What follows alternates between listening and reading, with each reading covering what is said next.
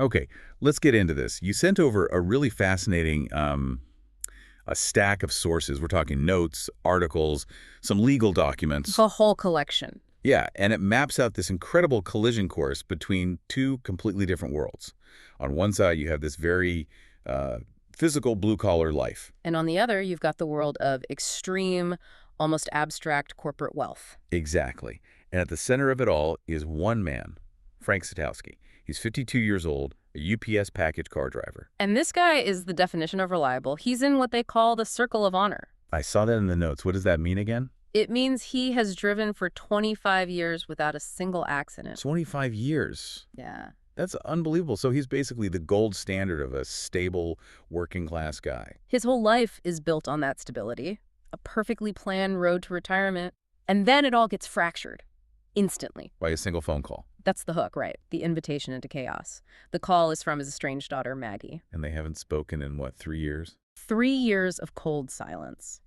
The sources point to a really heartbreaking rift, a lot of it stemming from, Frank's past mistakes around the time Maggie's mother passed away. And the news she drops on him is just decked off. It's huge. She tells him she's getting married. In 3 months. In 3 months. And she wants him at the wedding. But this isn't just any wedding. I mean, it's like a portal to another dimension for him. It really is. Her fiancé is a 26-year-old named Aiden Gardner. And this is where Frank gets thrown into a stratosphere of, well, he just can't even comprehend. Because Aiden's father is Errol Gardner, the CEO of Capacity. Exactly. This Cambridge-based startup that completely dominates the EV battery industry. They're famous for this miracle battery. Right, the one with the 800-mile range. I've seen the Super Bowl commercials. Of course. They have a massive marketing budget. And the CEO, Errol, his nickname is literally the chief miracle worker. So Frank isn't just meeting his daughter's fiancé. He's meeting a dynasty. A full-blown dynasty. So you've got Frank, a guy who thinks in terms of his Teamster's pension, the maintenance schedule for his step van, how to max out his overtime. And suddenly he has to navigate private jets, NDAs, multi-million-dollar compounds. So our mission for this deep dive is to really use Frank's sources, his notes, his very specific observations, to understand how that kind of extreme wealth works. How it's not just about comfort, but about being a force field. An impenetrable, self-governing force field. Yeah. We're going to peel back the layers on what turns out to be a really complex conspiracy.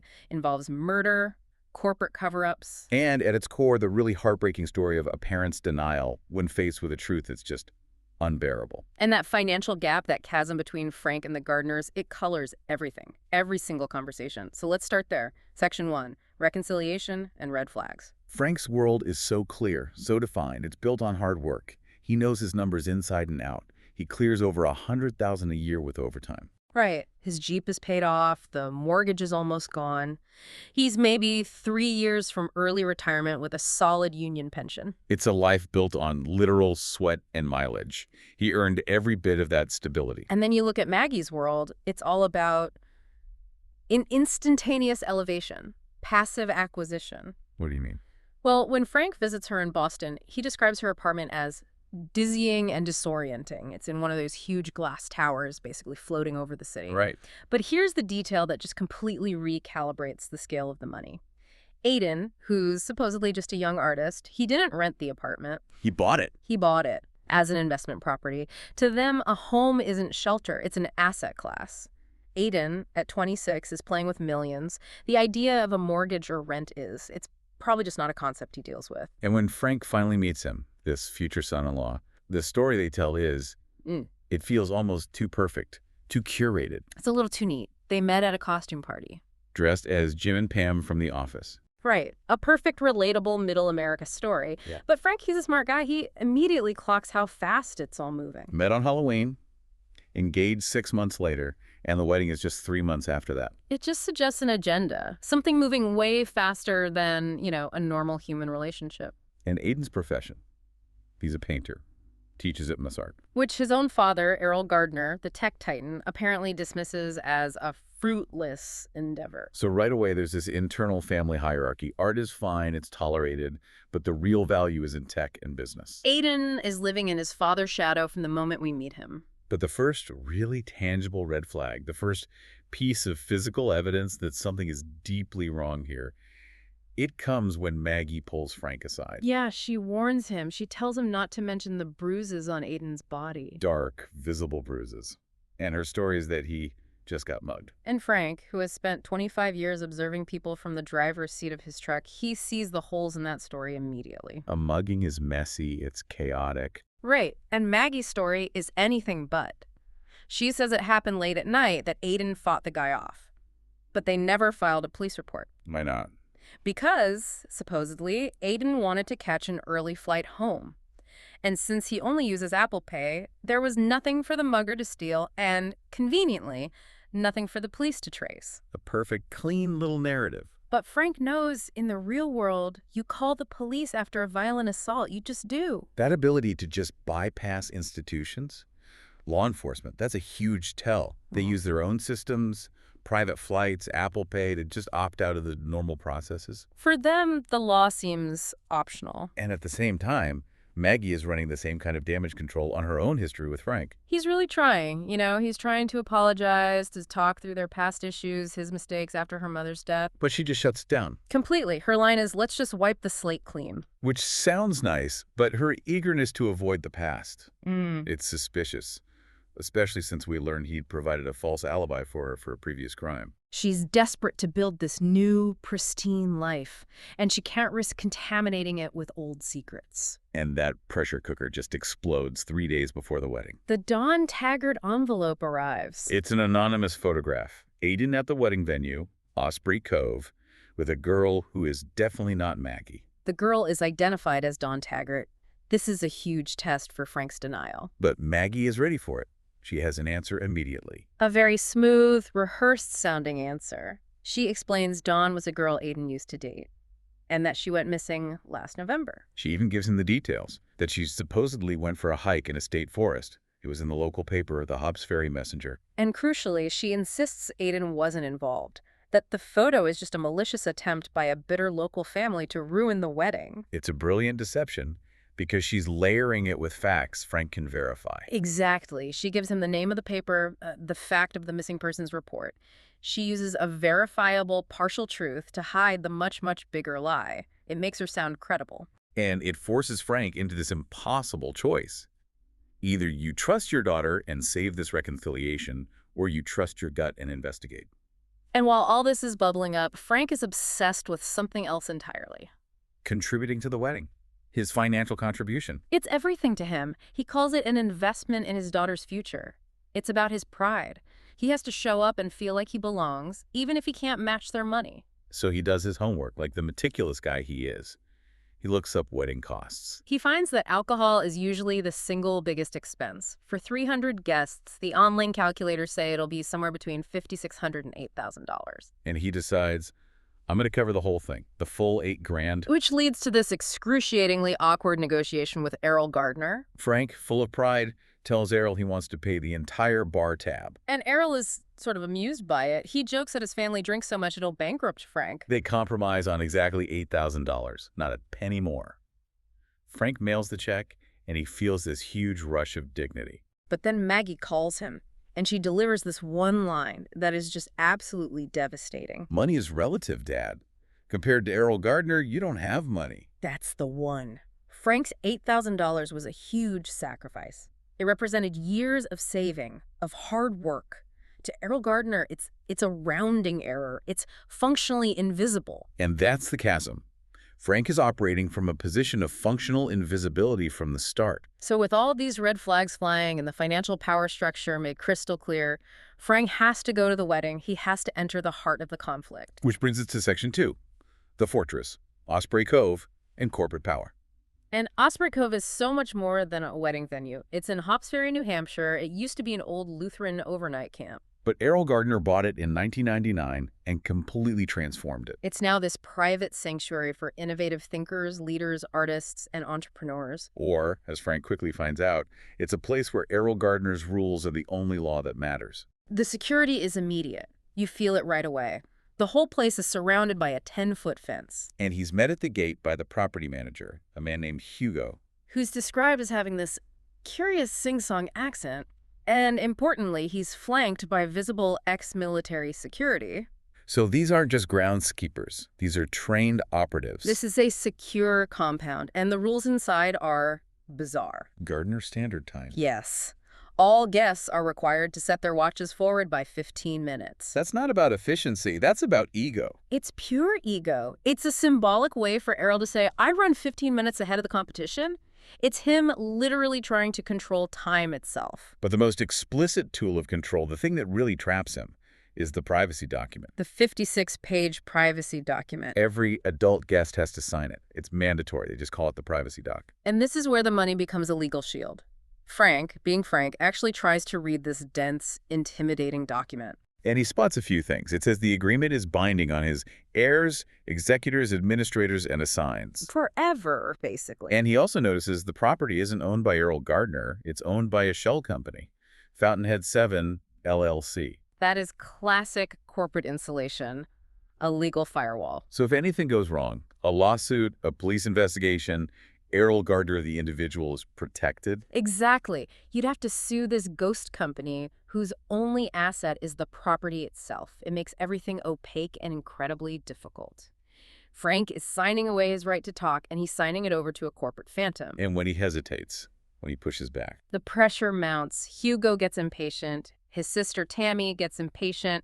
There's a line of luxury cars idling behind him. And then Maggie calls him. And she forces his hand. She says, is this really how you want to start this weekend, by having a conversation with a Capacity legal team? The threat is overwhelming. A UPS driver versus a team of corporate lawyers. So he signs. All 56 pages. He's officially inside the fortress, and he's given up his right to speak freely about what he sees. And that feeling of being an outsider just gets worse. Immediately. He shows up in a new green polo shirt and khaki pants, trying to look presentable. And he realizes he's wearing the staff uniform. He's dressed just like the guys laying mulch and washing windows.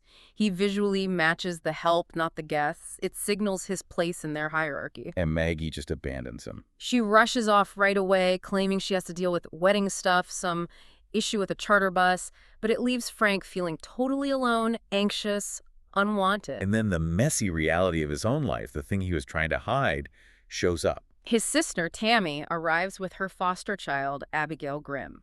Abigail's placement fell through the last minute. And Abigail is described so vividly. She has a crew cut, crooked yellow teeth, and a small touch of pediculosis. Head lice. Head lice. This child is the absolute antithesis of the polished, perfect, expensive world Frank is trying to fit into. She represents the unfiltered, complicated reality that just doesn't exist inside this bubble. In that clash between the pristine fortress and gritty reality, it boils over when Frank and Tammy go into the local town. They go to a place called Mom and Dad's Restaurant. And there, he runs into Brody Taggart.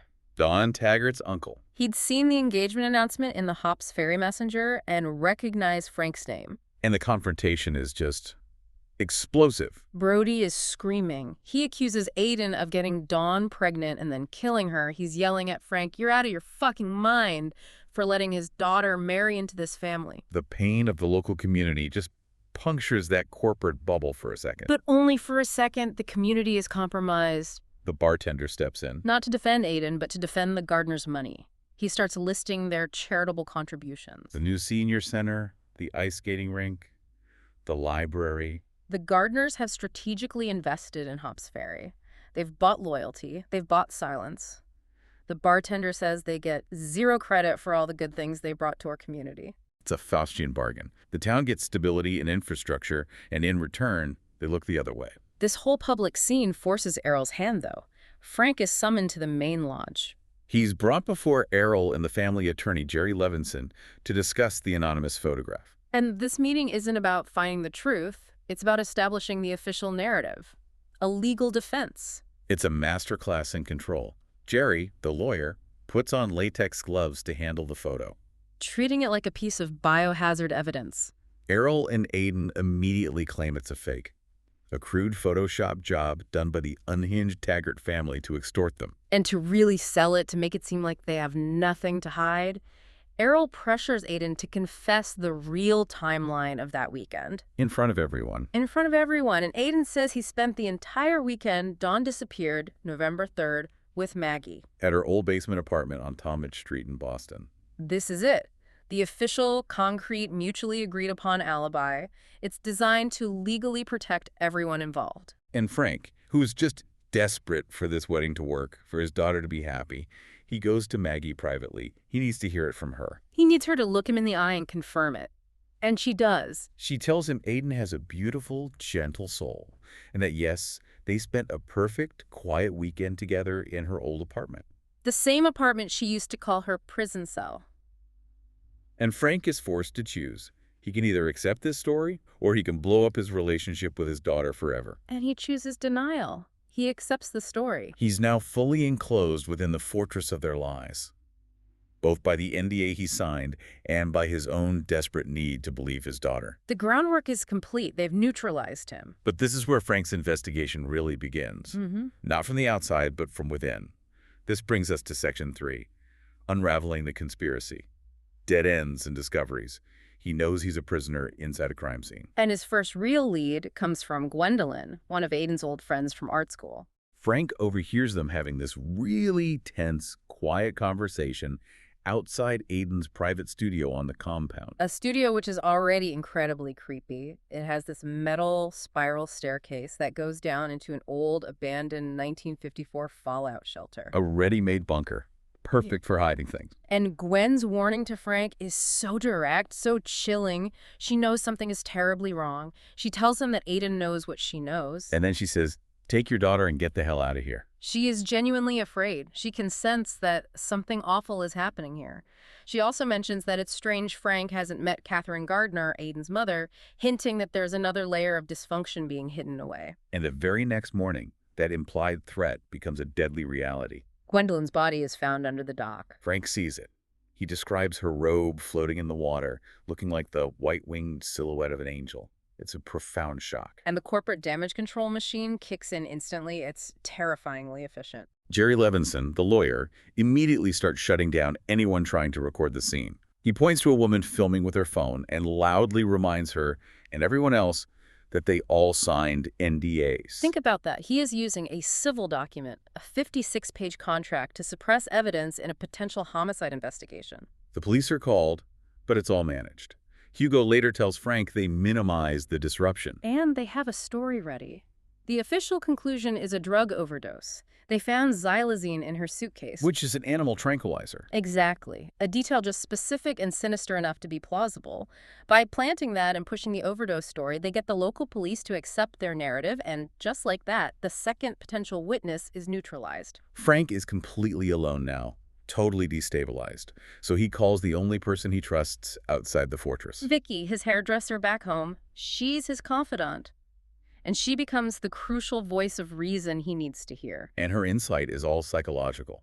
She tells him her own story about her troubled daughter, Janet. She connects Frank's situation, his willful blindness, to her own. She tells him that every parent is an unreliable narrator. You see the child you want to see, not the child who is actually there. And the analogy she uses is so powerful and so modern. She compares Aiden's wealthy entitlement to Sam Bankman-Fried. The crypto guy. Right.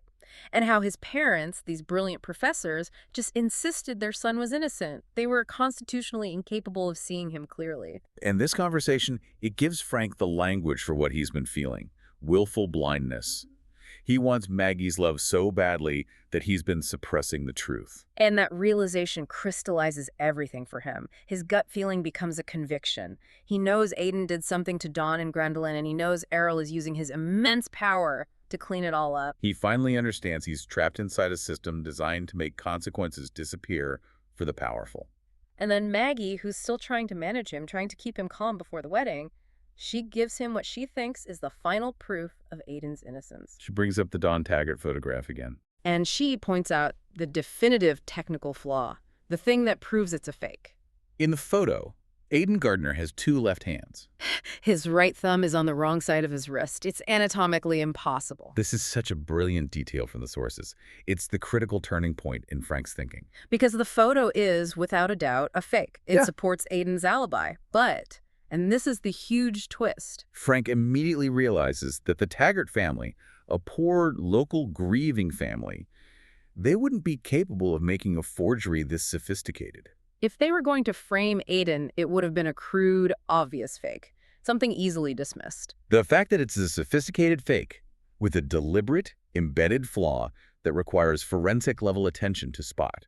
It means the photo wasn't made by the accusers, it was made by the gardeners themselves. But why? Why would they fake a photo of their own son with the victim? To control the narrative. To preemptively defend the alibi. By creating a photo that they knew they could eventually prove was fake, they could discredit the entire accusation. They could claim the Taggarts were malicious extortionists, and here's the faked photo to prove it. They were willing to sacrifice the photo to save the alibi. Frank realizes this isn't just a cover-up. It's a proactive, complex deception, probably run by Jerry Levinson and Errol, and he knows the truth isn't with Aiden. It's with the one person they've kept hidden this whole time, Catherine Gardner. Aiden's mother. Frank, now on a mission, uses Aiden's phone. Aiden had bragged it could open any building on the property to get into her locked master suite on the 3rd floor. And what he finds in there is just tragic. She's not suffering from migraines? That was the family's cover story? No. The sources say she is alarmingly thin, surrounded by piles of unworn, tagged clothing from manic online shopping sprees. It's a clear sign of a complete psychological collapse. She's just broken. She's constantly intoxicated, drinking, eating cereal from the box. And she tells Frank everything. She confesses. She reveals that Dawn Taggart was pregnant with Errol's baby. A sugar daddy gold digger scenario, as she puts it. Dawn was demanding $45,000 a year from Errol to stay quiet. And during a furious argument between the two of them, Catherine, enraged, grabbed a heavy object and bopped her on the head. And the murder weapon is just so symbolic. It's a capacity fuel cell, a heavy component from the miracle battery that built their entire empire. The wealth that defined them became the instrument of the murder. Dawn fell down the stairs, and Aiden was there. He witnessed it, and he helped his mother cover it up. He called Hugo. And this is when Catherine reveals Hugo's true background. He's not just a property manager. No, he's a dangerous operative. Errol Gardner smuggled him out of Congo-Kinshasa after Hugo was facing criminal charges for just atrocities. Human trafficking, exploitation of children, workplace accidents. I mean, she says real crimes against humanity. Hugo's loyalty is absolute because Errol saved him, and his ability to make problems disappear is, well, proven. Frank, now armed with this multi-layered, horrifying truth, is just blind with rage. He runs to Maggie's cottage. And he finds Errol Gardner in there, naked. Confirming his worst fears about the real nature of Maggie's mentorship, and Frank just snaps. He attacks Errol. He's strangling him, hitting him. But the real horror, the absolute moment of truth, is Maggie's reaction. As Frank is attacking Errol, she sees Hugo run into the cottage with a black baton. And she says nothing. She doesn't scream, doesn't warn her father. She just watches as Hugo knocks Frank unconscious. Her choice is made. Her complicity is total. She chose the fortress. That moment, that transition from denial to actively protecting the conspiracy, it's devastating. And it brings us to the final act, Section 4, the fallout and new beginnings. Frank wakes up. He's injured. But he has this terrible, terrible clarity about his daughter and the choices she's made. And he forces her to finally explain herself. She confesses the whole thing. Her relationship with Errol was real, not just mentorship. She calls it a relationship built on respect. All those trips on the private jet to Munich, Singapore, Sydney. She had become Errol's new partner. She had effectively replaced Catherine in the family structure. But the deeper betrayal is that she knew about Dawn's murder all along. From the beginning, Aiden told her everything. She agreed to provide the alibi just 3 days after they met. So their entire relationship was a sham. Mm-hmm. It wasn't romance. It was a strategic pact built on shared secrets. And she deliberately used her old security camera-free basement apartment as the location for the alibi. It was cold, calculated from day one. And Frank connects this back to her past. He remembers the story with her old boss, Oliver Dingham, Dr. Cellphone. Right. Dingham burned his business down after Maggie stole some compromising photos he'd taken of her. He was charged with felony homicide. And Frank realizes he provided Maggie a false alibi for that crime, too. He's been an unwitting accomplice for years. She's a serial obstructionist. It's her survival mechanism. Frank knows he needs leverage fast, not just for himself, but for the other people he brought into this mess. And he remembers something he saw in Boston, in Aiden's apartment. A hard drive. A data backup box taped inside the toilet tank in the master bathroom. He drives back to Boston, injured, gets the hard drive. He thinks this is his trump card. This is the proof he needs to get Maggie out, to expose the truth. But Maggie's choice is final. He shows her the hard drive, and she immediately hands it over to Errol and Jerry. Her loyalty is absolute. She chose the money. She chose the power. She chose the fortress. And right after that moment of final betrayal, Aiden makes his own final choice. He's dressed in his tuxedo for the wedding. He knows it's over. The weight of it all is just too much. He goes down into the fallout shelter. And uses a Colt revolver that was kept down there to die by suicide. Errol, Jerry, Hugo, and Frank find his body. And Jerry, the master of crisis management, immediately takes control. He gives them their story for the police. A unified, simple story. Aiden was late for the wedding. They went to find him. They found him in the shelter. They have no idea why he did it. Frank is forced into one last cover-up. But Aiden had done one last thing. A final protective act. Knowing his end was near, he left 2 things in the cottage where Frank was supposed to be staying. $1,000 in cash and a map. A map of Lake Wyndham, with an X marking a specific spot. Maggie later confirms this was the burial site for Don Taggart's body. But because Frank and Abigail had switched bedrooms, these items didn't end up with Frank. They ended up in Abigail's suitcase. Safe. And this gives Frank his last desperate piece of leverage. He knows where the body is. He uses that knowledge to threaten the Gardners. But they are always one step ahead. Jerry and Errol confirm they know about the map, they know what's on the hard drive, and they escalate immediately.